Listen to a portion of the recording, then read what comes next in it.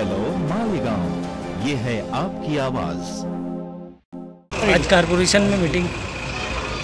आज कारपोरेशन में मालेगांव के कुछ अहम मसलों को लेकर के राउंड टेबल मीटिंग रखी गई थी। सबसे अहम मसला जो है मालेगांव के रोज़गार से जुड़ा हुआ है साइजिंग का।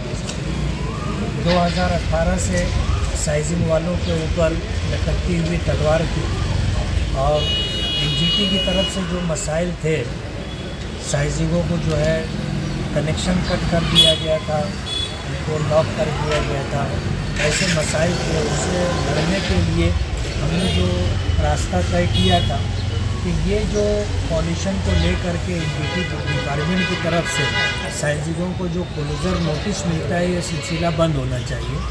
तो हमने केंद्र सरकार से मुसलसल कोशिश करके साइजिंगों को जो ऑरेंज जोन में रखा गया था, हमने सारे पुरावे दे करके ऑरेंज जोन से निकाल करके उसे ग्रीन जोन में डलवा दिया, ताकि अब इसके बाद ऐसा कोई मसला साइजिंग पर ना आए। अब अगर साइजिंग में बॉयलर के अंदर कोई गैर कानूनी तौर पर अगर लकड़ी से हट करके, कोयले से हट करके कचरा वगैरह जलाता है, ये उसका अपना मसला होगा और उस सिलसिले में पावरलूम एसोसिएशन की तरफ से कोई उनको मदद नहीं दी जाएगी। मालेगांव शहर हमारा शहर है और अगर किसी भी तरीके से लोगों को बीमारी से दो चार होना पड़ता है तो हम कहीं भी और कभी भी उसको सपोर्ट नहीं करेंगे। साइजिंग के जो जिम्मेदारान हैं, उनकी जो एसोसिएशन है, आज वो सारे जिम्मेदारान थे। कारपोरेशन की तरफ से अब जो पॉल्यूशन को लेकर के मैटर था वो ख़त्म हो गया। तब साइजिंगों के ऊपर दूसरी मुसीबत लाई गई कि तुम्हारे पास एनओसी है कि नहीं है, ये पेपर है कि नहीं है, वो पेपर है कि नहीं है। कारपोरेशन को जिन पेपर के मांगने का अधिकार नहीं है, कारपोरेशन वो पेपर भी मांग रही। इसलिए हमने बैठ करके कारपोरेशन का जो अधिकार है कि बांध काम का एनओसी चाहिए, अगर है तो बात ख़त्म हो जाती है, नहीं है तो उसे किस तरह एनओसी दिया जा सकता है, इस सिलसिले में कारपोरेशन अपनी जिम्मेदारी पूरी करे। 2018 से ले करके जिन साइजिंगों के पास बांध काम एनओसी नहीं था, उन्होंने पाठ पुरावा किया। आज 5-7 साल हो गए, कारपोरेशन ने उनको किसी भी तरीके का कोई जवाब नहीं दिया। इसलिए हमने ये डिमांड की है कि उनको बांध काम की मंजूरी अगर नहीं है तो दे दी जाए और उसे कानून के दायरे में ला करके हर तरह की मुसीबत ख़त्म की जाए। एक विषय ये था राउंड टेबल मीटिंग में। दूसरा विषय जो हमारा था वो शहर के अंदर साफ़ सफाई को लेकर के। पीछे जो एजेंसी काम कर रही थी, उसको कचरे का जो ठेका दिया गया था, कुछ 900 रुपये से लेके 1000 रुपये तक का था। काम बराबर नहीं होता था। नई एजेंसी को जो है काम दिया गया है और उसको जो बजाय 1000 के उसको 1900-2000 रुपये तक का उसको पर टन कचरा उठाने का पैसा दिया जा रहा है और शहर में कोई भी तब्दीली दिख नहीं रही है। अंधेर नगरी ये है कि सूखे कचरे का जो रेट दिया जा रहा है, वही गीले कचरे का रेट भी उनको दिया जा रहा है। कितनी गाड़ियाँ लगानी थी और क्या क्या पोकलेन बोलो, इसी तरह जो है दीगर मशीनें बोलो, साफ़ सफाई के लिए कचरे उठा के जहाँ डाले जाए वहाँ उनको क्या सब पूरा इंतज़ाम करके देना है, कुछ भी देखा नहीं जा रहा है और सारी जो है मिली भगत के साथ अंधेर नगरी चल रही है। दूसरा विषय ये था। तीसरा विषय हेल्थ डिपार्टमेंट का था। उसमें ख़ास तौर पर हारून अंसारी हॉस्पिटल के अंदर जो सुविधा मिलनी चाहिए वो सुविधा नहीं मिल रही है। वहाँ डिलीवरी के जो भी केसेस जाते हैं उन्हें उठा करके सिविल रेफ़र कर दिया जाता है। वहाँ पर इलाज मुआवजा सही तरीके से नहीं हो रहा है।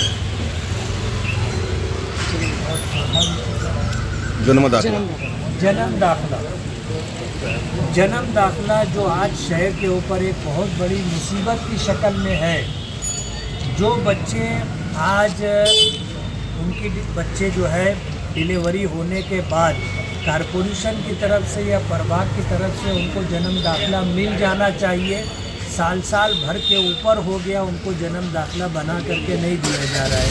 जाहिर बात है गवर्नमेंट की तरफ से भी इस तरह की कोई पाबंदी नहीं है।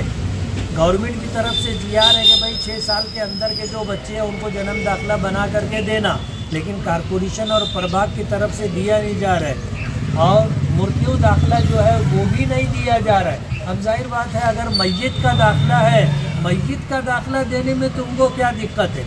उसमें कोई बांग्लादेशी और रोहिंग्याई होने का तो कोई मसला ही नहीं है। हिंदुस्तान के अंदर किसी की डेथ हुई है, मैयत हो गई है, तो मैयत दाखिला इशू करना कारपोरेशन की और प्रभाग की जिम्मेदारी है। उनको मृत्यु दाखिला भी बना करके नहीं दिया जा रहा है। तो ये जो इस तरह के इशूज़ थे उस पर हमने राउंड टेबल मीटिंग रखी थी। और इसी तरह जो शहर के अंदर अतिक्रमण है, अतिक्रमण डिपार्टमेंट है, उस पर ऑफिसरान जो है नामजद है, लेकिन शहर के अंदर अतिक्रमण निकालने के ताल्लुक से कोई कामकाज हो नहीं रहा है। शहर के अंदर जो बड़े बड़े रास्ते बंद हैं, लोगों ने बाकायदा घर बना करके वो रास्ते बंद कर दिए। हमने ये बात की कि वो रास्ते ओपन किए जाएं। उस रास्ते पर बसने वाले लोगों को मुतबादिल जगह दी जा चुकी है, घरकुल योजना में उनको खोली मिल चुकी है, उसके बाद भी वो रास्ते खोले नहीं गए। तो ऐसे बड़े बड़े रास्तों का खोलना, रोड रास्तों के ऊपर जो अतिक्रमण है उसको निकालना, डिपार्टमेंट को जिम्मेदारी देना और उनका जो है बाकायदा देखना कि काम किया है नहीं किया है। अतिक्रमण निकाला जाता है, दोबारा अतिक्रमण कर लिया जाता है और कारपोरेशन की तरफ से कोई निगरानी नहीं है। होना ये चाहिए कि दोबारा अगर अतिक्रमण हो तो सारा सामान जमा हो जाना चाहिए और होना ये चाहिए कि ऐसा करने वालों के ऊपर जो है जो खर्चा आता है वो जुर्माना उनके ऊपर डालना चाहिए, तो ही अतिक्रमण का कोई फ़ायदा होगा और शहर के रोड रास्ते कुशादा होंगे। बजट के ताल्लुकात से भी कुछ बातचीत होगी आने वाले समय के बजट के लिए बात से कोई बातचीत होगी? बजट के ताल्लुक से अभी हमने ये कहा कि पूरे शहर में किनारे के जो कच्चे इलाके हैं, जहाँ रोड नहीं है, जहाँ गटर नहीं है, जहाँ पानी की पाइपलाइन नहीं है, दीगर मूलभूत सुविधा नहीं है, उनको अव्वलियत और तरजीह देना। और हमने कोई बजट मांगा नहीं है, लेकिन हमने ये कहा है कि लोग आपसे बजट मांगते हैं, हम आपसे बजट नहीं मांग रहे। जहाँ काम होगा काम हम सुझाएंगे, कारपोरेशन वहाँ पर काम करवा के दे, ऐसी हमारी डिमांड है। डॉक्टर साहब, आखिरी विषय ऐसा था कि अभी जो है आगे ईद मिलादुन नबी है और सल्लल्लाहु अलैहि वसल्लम, और आगे जो उसी के साथ गणपति विसर्जन का भी प्रोग्राम है। तो शहर में जो बड़े बड़े रास्ते आज जहाँ कामकाज हो रहा है, 1.5 महीना पहले हमने कारपोरेशन में कमिश्नर से ये डिमांड की है कि रिलेटेड डिपार्टमेंट को ये जिम्मेदारी देना कि 12 वफ़ात का जुलूस निकले, गणपति विसर्जन का जुलूस निकले, उससे पहले ये सारे रास्ते मुकम्मल होने चाहिए। ईद मिलादुन नबी को 1500 साल मुकम्मल हो रहे हैं और इस साल ईद मिलादुन नबी पिछले सालों के मुकाबले में बहुत ज़्यादा एहतमाम के साथ मनाया जाएगा। लाइटिंग कहो, आराइश कहो, ये सारे काम होंगे। कारपोरेशन अपनी जिम्मेदारी पूरी करे। साहब, स्वच्छता के लिए आपने डॉक्टर साहब ने बात कही कि कल स्पॉट पे जाके आर्टिस्ट शर्त के हिसाब से काम नहीं हो रहा है, तो कल स्पॉट पे जाके आप कुछ वेरीफाई करेंगे वगैरह, क्या क्या उस बारे में कुछ बोलेंगे?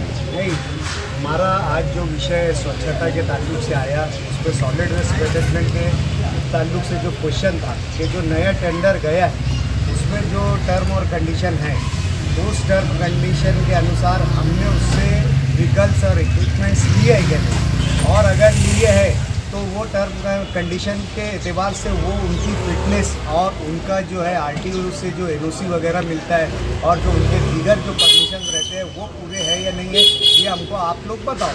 तो ऐसा स्वच्छता विभाग ने हमसे वादा किया है कि हम तो आपको उनके व्हीकल्स और इक्विपमेंट्स जो है वो 1-2 रोज़ में बता देंगे। दूसरा हमारा वहाँ पर क्वेश्चन जो था, सवाल जो था मेन, कि हमने सॉलिड वेस्ट मैनेजमेंट में घर घर डोर टू डोर कलेक्शन के लिए ये ठेका निकाला है, लेकिन डोर टू डोर कलेक्शन जो है आज ठेका हो नहीं रहा है। और उसका मेन वजह जो मेन रीज़न जो है कि हमने जो कचरा अलग करने की जो सिस्टम है, जो सेग्रीगेट करने का सिस्टम है कि सूखा एक तरफ, गीला एक तरफ, उसके लिए कारपोरेशन अनुबंध है, कारपोरेशन जवाबदेह है कि वो चीज़ वो कारपोरेशन प्रोवाइड करेंगी, ऐसी चीज़ जिसमें सूखा और गीला कचरा अलग रखा जा सके। आज कॉरपोरेशन वाले ये बोल रहे हैं कि 10-12 साल पहले हमने जो बकेट सप्लाई किए थे वो आज भी यूज़ हो रहे हैं, जो आज एक कॉमन सेंस ये बोलता है कि पॉसिबल नहीं है कि 12-13 साल पहले की बकेट आज जो है वो चल रही होगी। हमारा बोलना ये था, जब आप ठेका रिन्यू कर रहे थे उस वक्त आप ये जो है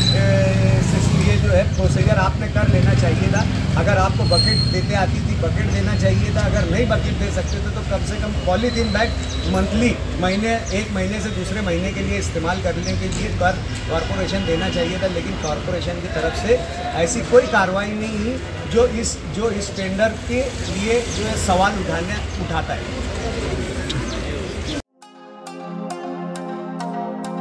हेलो मालेगांव, ये है आपकी आवाज।